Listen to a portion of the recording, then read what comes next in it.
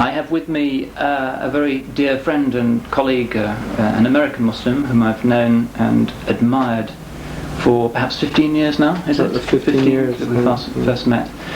He's here on a lecture tour in England, very briefly, and I'm going to ask him a few questions about Islam and Muslims in the West, but focusing particularly on how we get this most precious of commodities, ilm.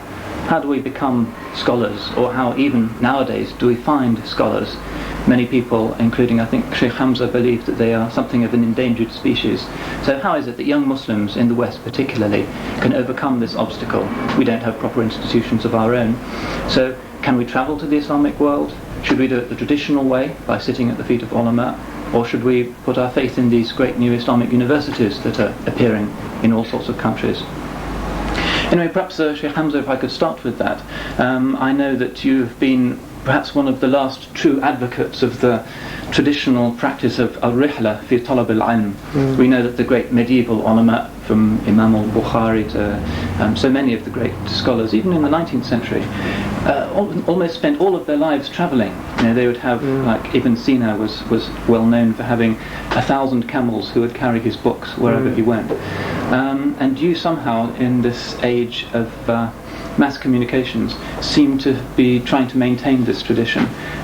Why do you think that's necessary when we have Islamic universities? Why should we go and find a scholar in, say, the depths of Mauritania, where I gather you've been, rather than going to a new university and studying in one place? I think it's interesting that you brought that up, the idea of rahla, and it's certainly something that classical scholars often wrote books called al-rihla. Yes, indeed. And they would talk about their experiences traveling and the importance of actually leaving one's place of birth. In fact, Imam al-Junayd, the famous scholar and what they call him, the Imam of the Ta'ifatain, the two groups, because he was both a scholar, but he was also a deeply spiritual man and a spiritual educator. He talks about that a man's iman really is complete when he enters into a state of ghurba, which is estrangement from one's own land. And I think he's getting that from the hadith that the Prophet ﷺ said in Sahih Muslim, that Islam began a strange thing and it returns a strange thing, and he said, blessed are the strangers.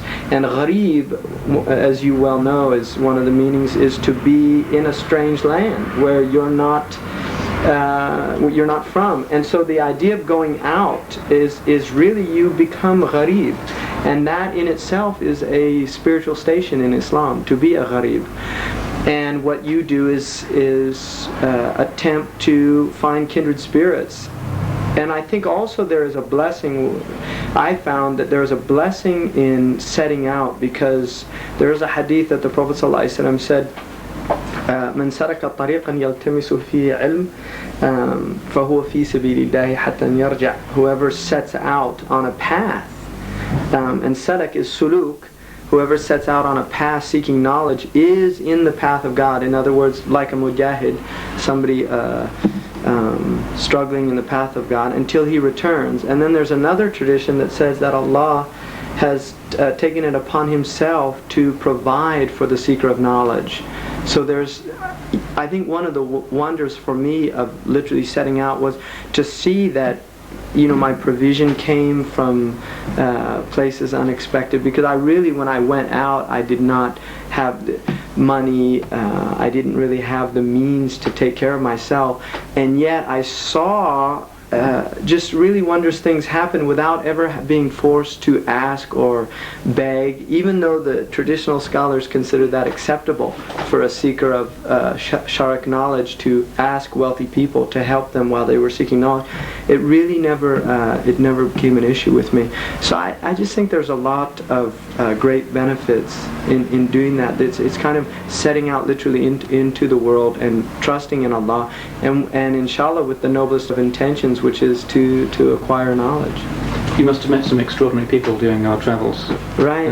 Do any particular experiences or individuals stand out in your memory? I think we've met, we share some common remarkable people that we've met, and this is another one of the blessings, is that we are in an age I mean, I liken this age to, in terms of what a human being is, I think in a lot of ways we're to point to people now and say this is human society, this is what human beings are, for me is like somebody going to into a room with a decrepit old man on a bed, like 80 years old, and literally defecating and urinating in his own bed and completely incapacitated, to say that this is a human being. In other words, not to recognize that it was once a young man in his youth and vigor. And in a lot of ways the age we're living in is like that. Is that the state of human beings is really so horrifying. So going out and literally seeing individuals that still represent, Bani Adam, the Adamic man and the Adamic woman, and they still exist, but unfortunately many of them are literally hidden. Sayyidina Ali said that people, in a tradition that Al-Qada'i relates, that people will always, Allah will always have His hujjaj, His proofs on the earth. And he said either Azizun Zahir, either outwardly in a state of dignity and strength, or Khaifun Maghmur, or obscured and hidden out of fear. And unfortunately this is that type of age where people's adab, their spiritual manners have become so detestable that a lot of really righteous people, out of a mercy really to the ummah, have withdrawn because of the hadith, whoever is harmful of a friend of mine, I declare war on him. And so for that reason many of the scholars have said that in times of great distress, oftentimes the people of Allah will literally they'll disengage from the society until conditions change. So that for me was a great blessing. Murabt al-Hajj, the man that I studied with in Mauritania, lives in the middle of the Saharan desert, and it wasn't just his knowledge. I mean, like Imam Malik's mother said to Malik radiallahu anhu when he went as a child to Ibn Hurmuz, learn from his courtesy before you learn from his knowledge. And just seeing this man, it's one thing to read about the ancients and to read about people that spent their nights in prayer, like Abu Hanifa, praying Fajr with the wudu of Isha for 40 years or something like that. We can read these, hagiographies about these great awliya and things like that. But to actually see a human being that embodies that is really shocking, because what you realize is these aren't mythologies that we're reading about, that these people did exist. And that is something for me that I think that's one of the greatest benefits that I have gotten from meeting these people, is to realize, one, that the potential of a human being, what we can rise up to, and two, to recognize that our path, the path of Islam, is a path that elevates and dignifies and exalts the human being. This is something that's so difficult for particularly young people, I think, brought up in the West, isn't it? Because the educational matrix here stresses so much the imparting of information and the ability to make one's own independent judgment on the basis of that information.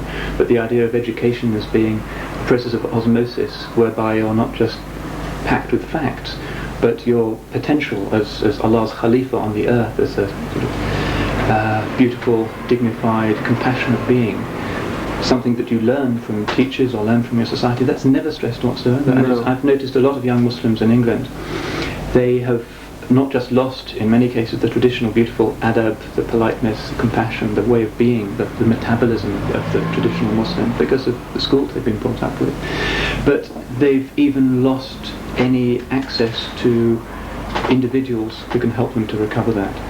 You can learn from books, but as you well know, you can't really learn Islam from a book. You have to learn it from a human being. Right. The Sahaba didn't learn Islam from a book, they learned it from the radiant presence of the Prophet, who somehow in 23 years of his presence took them out of Stone Age barbarism and the worship of idols and the most crude magical practices you could imagine, and turned them into these radiant saints, 100,000 of them, who proceeded to go out and change the world, change the entire world. 23 years just of his presence had that effect. And the ulama traditionally have tried to be heirs of that tradition and try and pass on some of that light that they've gained from their own teachers in a continuous chain going back to the Prophet ﷺ. I always thought that one of the most astonishing things I encountered in studying with, as I occasionally did, real traditional hadith scholars was this institution of al-hadith al-musalsal, which you almost don't believe when you read about it in the classical texts, that somebody can not just say, oh, this hadith is narrated in Bukhari with such a narration,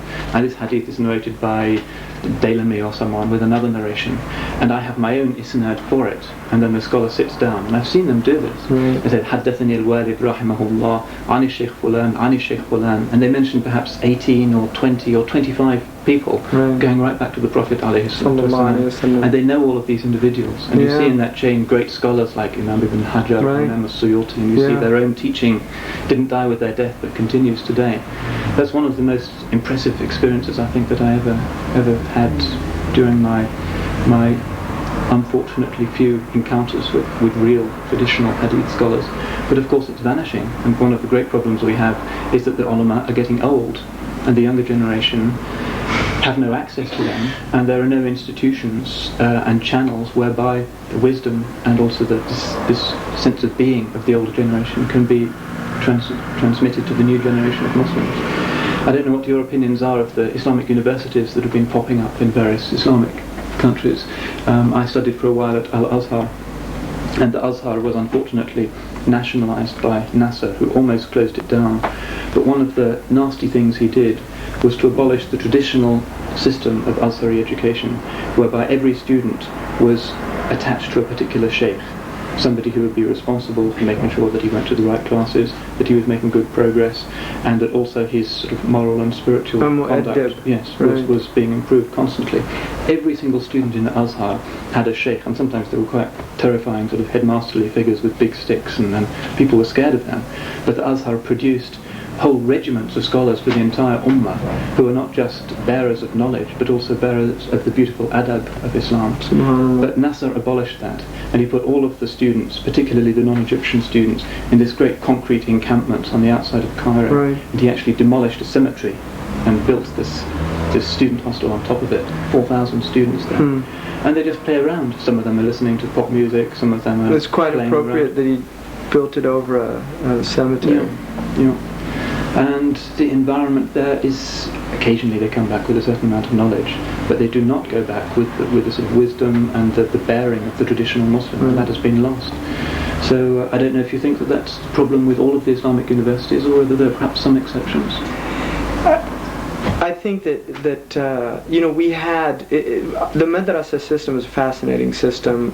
The word itself, madrasa, is not only does it mean the place of a lesson, like it's the noun of place in Arabic, but also darasa, which means to be effaced. It has the idea of, darasat al-athar, the traces literally disappeared, and part of the madrasa was that the ego or the nafs was effaced. That's right. The crude, the jewel, literally what the teachers were doing were carving. In fact, they say التعلم في الصغر كالنقش في الحجر, that teaching a youth is like carving in stone. And this is really what they were doing, was taking this jawhar, this essence that has the coal around it, and chiseling away all of this black coal until you have this diamond, this precious jewel that then can go out and literally illuminate, like you said, and transform the places where they came from. But the system was beautiful in that you had literally small madrasas all over the ummah,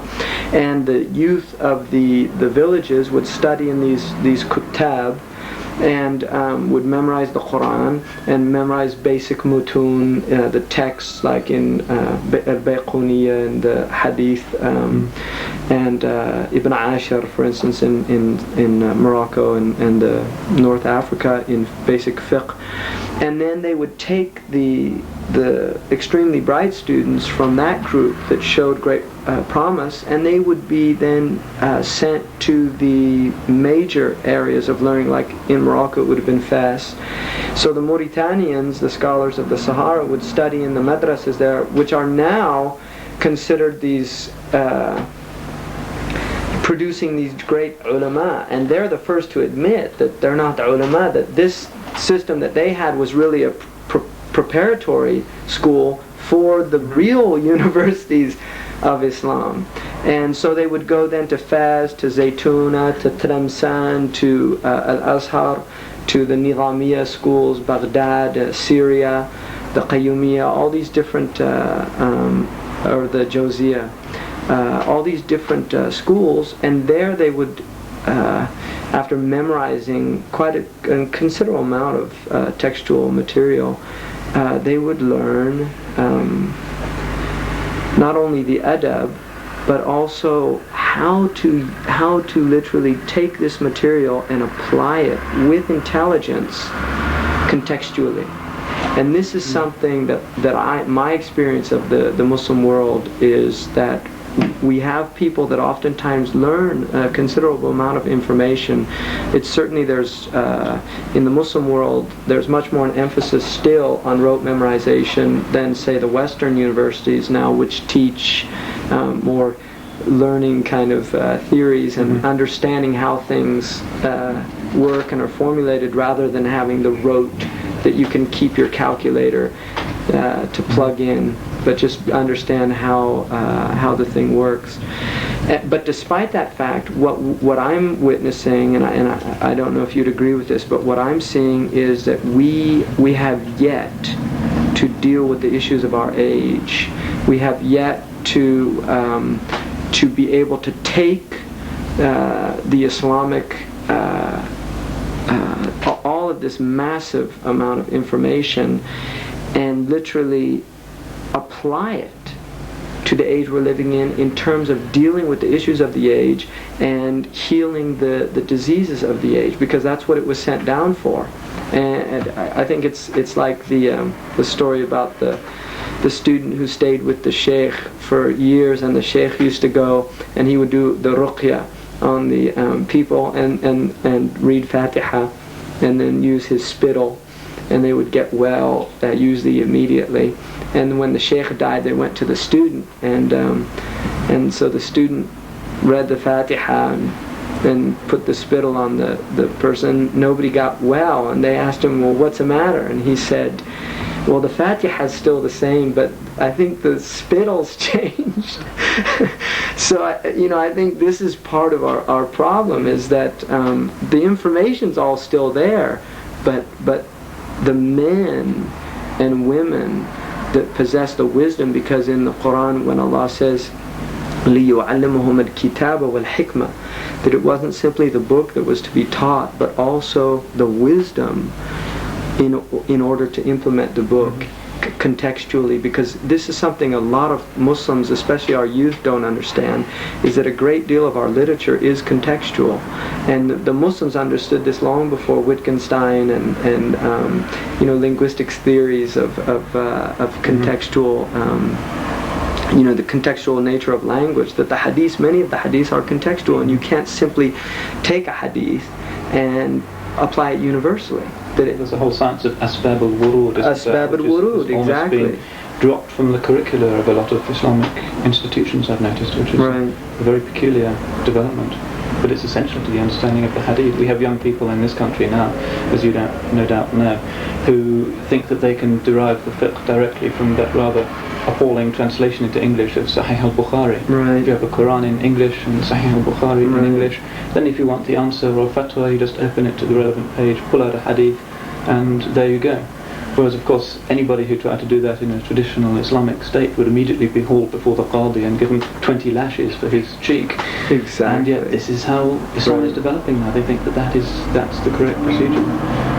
But do you think there's any hope? I mean, what would be your advice if you were confronted by, say, a keen, intelligent 18-year-old Muslim in England who wanted to study the Deen? What would be your counsel? Well, this happens to me a lot, is that people come to me because, and really my education, I think, you would certainly admit this as well, is that really, our educations have been extremely limited, but because we've had some, background in an age where many people have had none or even less, that it might appear impressive to some people, but I feel very impoverished in terms of my own Islamic education.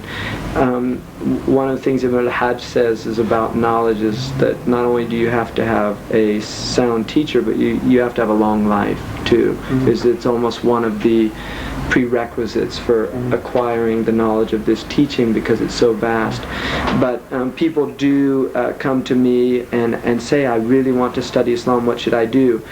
For us, I think when we became Muslim, because we became Muslim similar, you became Muslim what year? 79. So, okay, I became Muslim 77, and I think we hit the, just the beginning of this. The Iranian Revolution was just happening in 79. There was just a lot of changes, transformations in the Muslim world. It was very easy to live in many Muslim countries. As a Muslim, there was no threat about going to the masjid. Having a beard was not problematic. Studying, these type things. Unfortunately, because of the politicized atmosphere that exists now in the Muslim Ummah, and really what's happening there is kind of like the 60s in America during the Vietnam War, where universities ended up being kind of war zones. Ideological war zones, and this is what's happening in the Muslim world. And unfortunately, unlike America, where you have, although it's it's certainly got its own internal structures that are rather totalitarian, but nonetheless, Kent State was one of the few examples where somebody was actually shot, whereas in the Muslim world, we're dealing with some very ruthless tyrants and dictators and secret polices and these type of things that deal with people with impunity and really aren't too concerned about what the public opinion might be about how they deal with dissidents and these type of things. And the other thing, it's unfortunate that I think that students become dissidents, because I think although it's absolutely important to have our own moral and ethical perspectives and understandings, for a student who's set out on the path of knowledge, they have to commit a good amount of time to that, and the abstractions of the world which have always existed, we can become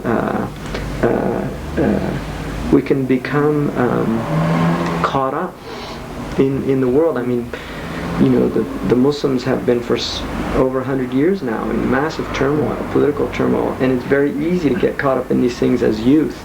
But if somebody's actually committed to learning something to be beneficial to the, to the ummah, this is what we're talking about. So unfortunately, I think in the Muslim world right now, in most of the countries, it's a very politicized atmosphere. I think there are still some sheikhs, like you mentioned, one of the frightening things is that they are getting old. When I was in Mauritania 10 years ago studying, I was in a town there called Gero, which is well-known, traditional town of the dominant tribe there is called Tijikanit, and a very scholastic and spiritual tribe. When I was there was about 11 or 12 brilliant fuqaha, Maliki ulama, that had madrasas. When I went back, I think 9 had died, and you could see the results of their deaths in the village, which was one of the most impressive places I've ever been to. Going back there last year, I was really shocked to see the disintegration that had taken place in just such a short time. Young people listening to Michael Jackson, and all of this madness going into a place that had really been preserved. So I'm taking a long time to get to this, but I really think one of the most important things for us at this stage is to develop institutions within the West. This is an imperative that really we don't have an alternative. We must develop. I think there's now an experiment going on in France right now. There's kind of an attempt to do this. I don't know much about it, and I don't know how successful it's going right now, but there is a modicum of freedom in the West that enables people to set up institutions and study and do these things. Unfortunately, in the vast majority of the Muslim world, that freedom does not exist. And Islam, and particularly the quote-unquote Islamists, are a major threat to a perceived threat. I think a perceived threat to the both the interests of the West as well as the governments in the East and North Africa and these places. So for an 18-year-old right now, I think what I would, if they're unmarried and if they're able to, then I think there are still some places where they can go if they're committed to at least 6 years. I think anything less would be, I mean, there might be some benefit in going less than that, learning Arabic, but I think we need people that really are committed. And I want to emphasize at this point, I really don't think, and I think you probably agree with this, the goal of Islam is not to become an alim, quote unquote. It's certainly a wonderful achievement and one of the higher callings, if not the highest of all callings. But many of the ulama were not the ulama. Many of the Sahaba, for instance, they were not the ulama. They were not scholars, but they were people that what they did know, they acted wholeheartedly on it. They had absolute sincerity. Khalid ibn Walid was not a scholar. He was a warrior. That was the gift that Allah gave that man, and it manifested. Abu Dhar was an ascetic and a deeply spiritual Muslim who was an inspiration to anyone who saw him, and that was what he did. Abu Huraira was a scholar. He was a hadith scholar. This was where his... But he wasn't a mufti, was he? He was not. Abu Huraira is not one of the muftis. Ibn Mas'ud was a mufti, as well as being a scholar and a judge. Umar ibn al-Khattab was a judge. He was and a brilliant scholar. Sayyidina Ali is, of course, one of the greatest, the shining monuments of intellectual achievement. Historically, the first intellectual of Islam, as he's been called, because he was just such a profound thinker, as well as being a deeply spiritual person. Aisha was a great scholar. She was not only a scholar in Islamic matters, but she was a scholar in Jahili poetry. She knew the lineages. Just a remarkable woman, and a remarkable human being. Setting aside her femininity, she's a remarkable human being. Anyone, male or female, that achieved what she would achieve would be, honored equally.